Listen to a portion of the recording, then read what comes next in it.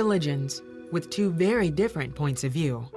Fatima Divanbegi learned the truth about each of these religions in her search for a genuine relationship with God.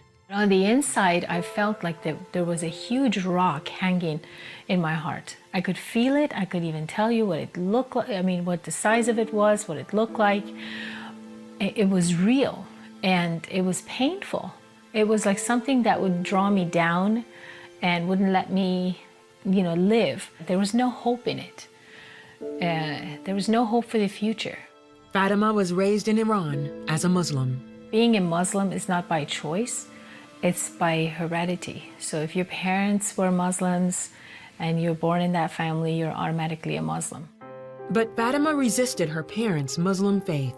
At a very young age, I started questioning existence, questioning whether there was a God or not. I would be like spending hours and hours and hours thinking about what would God look like? What would he, where would he be? But traditionally in Islamic culture, you don't ask these questions. They're tabooed. If you start asking questions like these, they will call you faithless. Growing up, the God of the Quran was the only God that Fatima ever knew. He's not a personal God.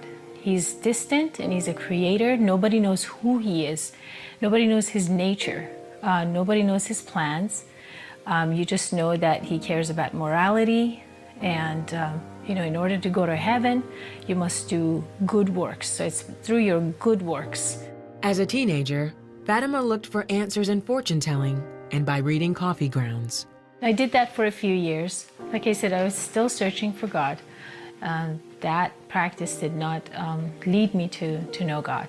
But still I searched. I had no choice. Something in me would not rest. And finally I came to a conclusion. I said, God, you're either so complicated that I could never know you, or you're just right in front of my eyes and I can't see you. And so I remember every day I would cry and ask God to show me himself. Now, look at the sun. Are you the sun? Is that how you reveal yourself?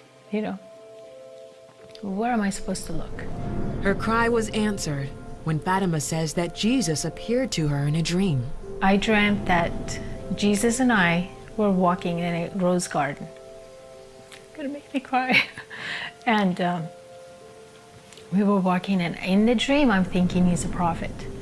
He's walking and I'm just following, and he said, do you want to come with me? And I said, yes. And I said, and he said, then follow me. And I said, my mind thinking, how would you follow a person who's not even, he was a prophet a long time ago. How would you follow a person and not his instructions? How would you follow? So that was kind of puzzling. Why would he ask me that? Night after night, Fatima had dreams about Jesus, God, and churches. Old churches, new churches, modern churches, And I dreamt that, my mom and all our family are, holding hands and going to the church. Fatima moved to the United States when she was 20. She met a friend from work who told her about Jesus. It was after he accepted the Lord Jesus that he found joy and peace, and those words just popped. And I said, wow, this is good. And he said, every time he receives it, every time they pray for him, he's filled with joy and peace. I said, oh, I want that. I want the joy and peace, So Fatima went to a Christian church, and a woman there asked her, do you believe Jesus Christ is God? And I said, did he say that? Did he say that he was God? And she said, yes, he says that. I said, sure, I believe he's good. Trust me, I'll find out if he's not. I think of, I'll just find out, things aren't true. But I'm willing to give Jesus a try, definitely. And she said, do you want to pray, salvation prayer? Absolutely.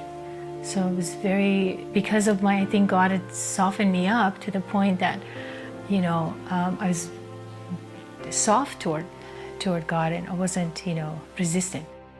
That night, after years of searching, Fatima prayed to become a Christian. Things just started changing. That heavy, heavy heart, that stone that I could, it was sharp even. I could feel how sharp and painful it was. That was gone. It was completely gone. That night, the Lord just like He took His hand in my heart and took that rock out permanently. The one significant thing that God did for me, that Christ did, was that He put hope in my heart, a permanent hope. And as I got to know the Lord more, of course, the Lord gave me many more dreams just to show that the scriptures were true, and everything I was reading, God was backing them up. Today, Fatima's mother, brother, and 2 sisters are all Christians. Fatima is a real estate broker and studying to be a psychologist. She's also married and has 2 sons. Fatima understands Muslims who are curious about Jesus and those who really don't understand who Jesus is. I would say don't say no just because your parents were Muslims, parents before, your great-grandparents were Muslims, and this is what you're always taught. You need to find God for yourself. He's available. If Jesus says He's God, then He will prove it. All you have to have is an open heart to allow Jesus to come in, and then you will know for yourself if He's God or He's not God.